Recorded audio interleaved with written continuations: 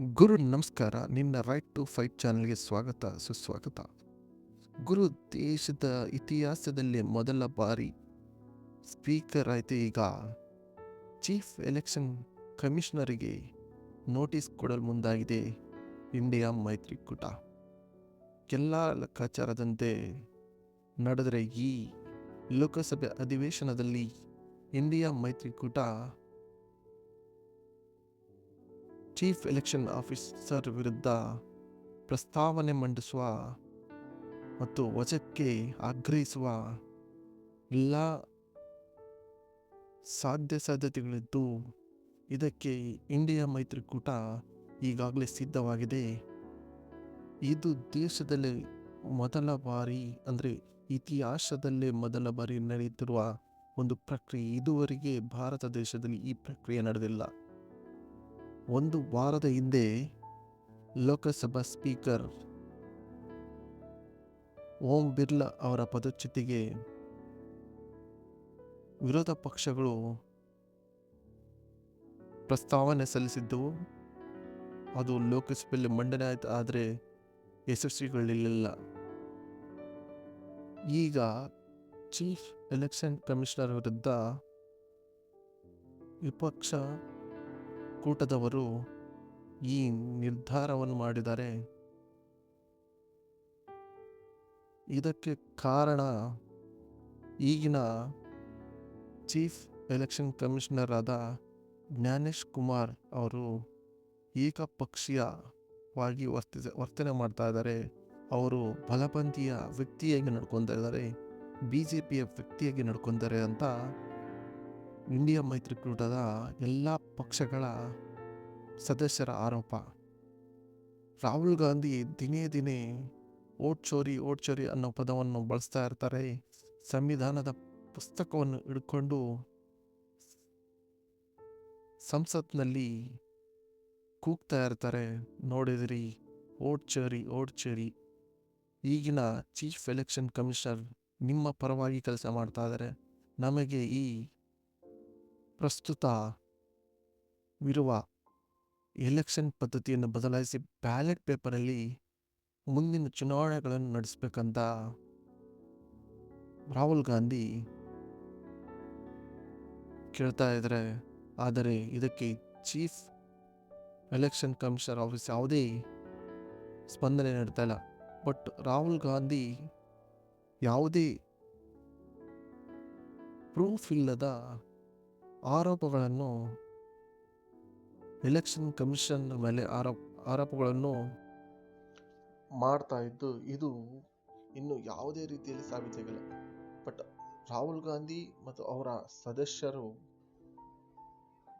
Vote ಚೋರಿ ನಡೀತಾ ಇದೆ ಅಂತ ದಾರಿಯಲ್ಲಿ ಕೂಗ್ತಾ ಇದ್ದಾರೆ. ಅದಕ್ಕೆ ಸಂಬಂಧಪಟ್ಟ ದಾಖಲೆಗಳನ್ನು CECಗೆ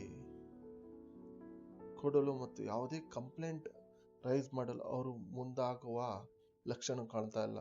ಎಷ್ಟೋ ಬಾರಿ ಚೀಫ್ ಎಲೆಕ್ಷನ್ ಆಫೀಸರ್ ಇದರ ಬಗ್ಗೆ ಸ್ಪಂದನೆ ಕೊಟ್ಟಿದ್ದಾರೆ. ನೀವು ಯಾವುದೇ ರೀತಿ ಓಟ್ ಚೋರಿನ ಫೈಂಡ್ ಔಟ್ ಮಾಡಿದ್ರೆ ಅದನ್ನು ದಾಖಲೆ ಸಮೇತವಾಗಿ ನಮಗೆ ಕೊಡಿ ಮತ್ತು ಒಂದು ಕಂಪ್ಲೇಂಟ್ ರೈಸ್ ಮಾಡಿ, ನಾವು ಅದರ ಬಗ್ಗೆ ಕ್ರಮ ಕೈಗೊಳ್ಳುತ್ತೇವೆ ಅಂತ ಬಹಿರಂಗವಾಗಿ ಪತ್ರಿಕಾಗೋಷ್ಠಿ ನೀಡಿದ್ದಾರೆ. ಆದರೆ ರಾಹುಲ್ ಗಾಂಧಿ ಬರೀ ಪತ್ರಿಕಾಗೋಷ್ಠಿಯಲ್ಲಿ ಮಾತ್ರ ಈ ವಿಚಾರವನ್ನು ಜನರ ಮುಂದಿಡಲು ಬಯಸ್ತಾರೆ.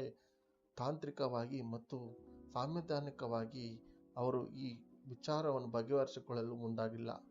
ಅವರು ಈ ಪ್ರಸ್ತುತ ಇರುವ ಎಲೆಕ್ಷನ್ ಪದ್ಧತಿಯನ್ನು ವಿರೋಧಿಸುತ್ತಾ ಬ್ಯಾಲೆಟ್ ಪೇಪರ್ಲಿ ಮುಂದಿನ ಚುನಾವಣೆಗಳು ನಡೀಬೇಕು, ಇದು BJP ಪರವಾಗಿ ನಡೆಯುತ್ತಿರುವ ಚುನಾವಣೆಗಳಾಗಿವೆ, ಆದ್ದರಿಂದ ಎಲ್ಲ ಕ್ಷೇತ್ರಗಳಲ್ಲಿ ಮತ್ತು ಎಲ್ಲ ರಾಜ್ಯಗಳಲ್ಲಿ ಅವರೇ ಗೆಲುವು ಸಾಧಿಸ್ತಾ ಇದ್ದಾರೆ.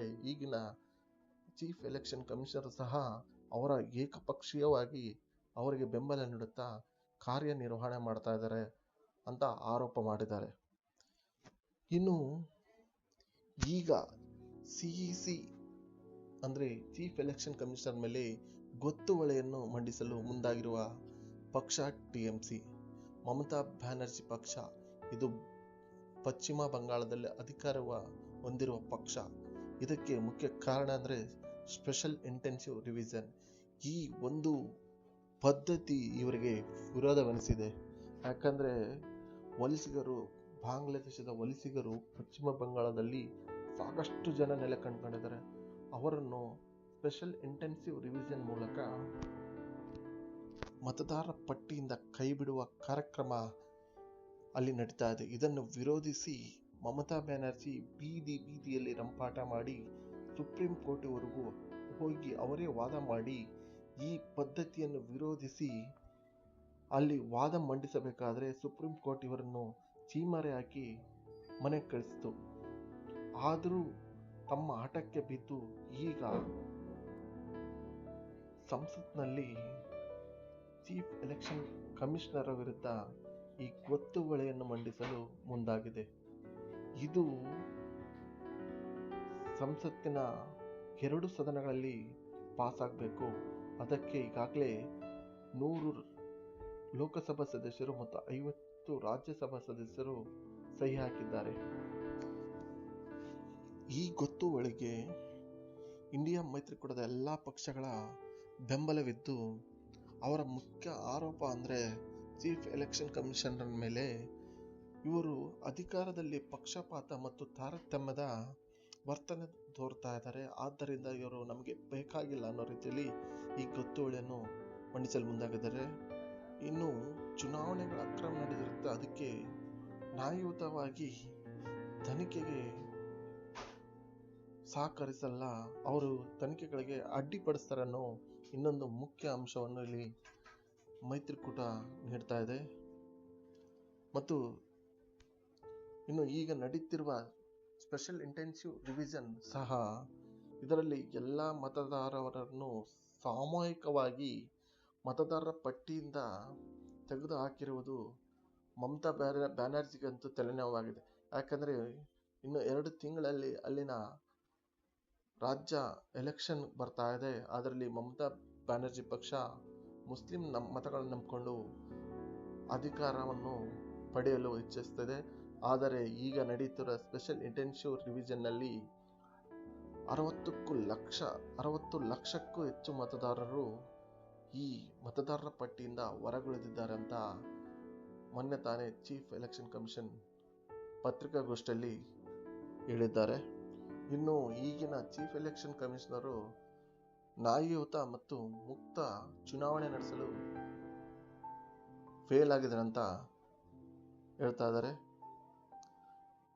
ಮತದಾರರ ಪಟ್ಟಿಗಳನ್ನು ಸಿದ್ಧಪಡಿಸುವಾಗ ಅಲ್ಲಿ ತಪ್ಪುಗಳಿವೆ, ಅವನ್ನು ಸರಿಪಡಿಸಲು ಈಗಿನ ಚೀಫ್ ಎಲೆಕ್ಷನ್ ಕಮಿಷನರ್ ಯಾವುದೇ ಕ್ರಮ ಕೈಗೊಂಡಿಲ್ಲ ಅಂತ ಸಹ ಇಲ್ಲಿ ಧೋರಣೆ ತೋರ್ತಾ ಇದ್ದಾರೆ. ಇನ್ನು ಮತದಾನದ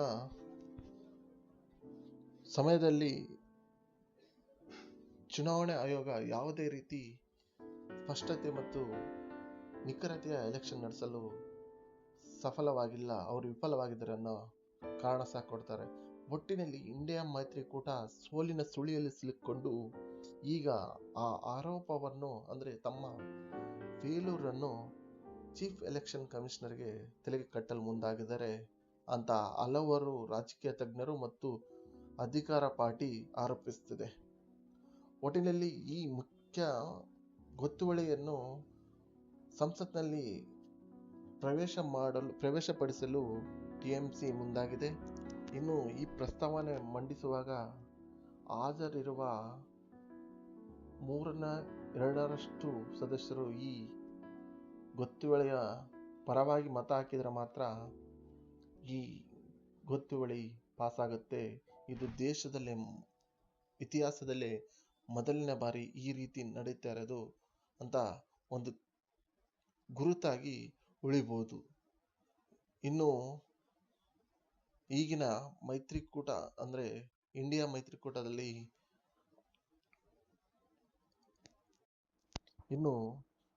ಮೈತ್ರಿಕೂಟದಲ್ಲಿ ಈ ಗೊತ್ತುವಳಿಯ ಪ್ರಸ್ತಾವನೆಯನ್ನು ಸಂಸತ್ತಿನ ಅರ್ಧದಷ್ಟು ಸದಸ್ಯರು ಮತ ಚಲಾಯಿಸಬೇಕಾಗತ್ತೆ. ಅಷ್ಟು ಬಲ ಈಗಿರುವ ಇಂಡಿಯಾ ಮೈತ್ರಿಕೂಟ ಈ ಸದಸ್ಯರಲ್ಲಿ ಇಲ್ಲ ಅಂತ ರಾಜಕೀಯ ತಜ್ಞರು ಸಹ ಹೇಳ್ತಾ ಇದ್ದಾರೆ. ಇದು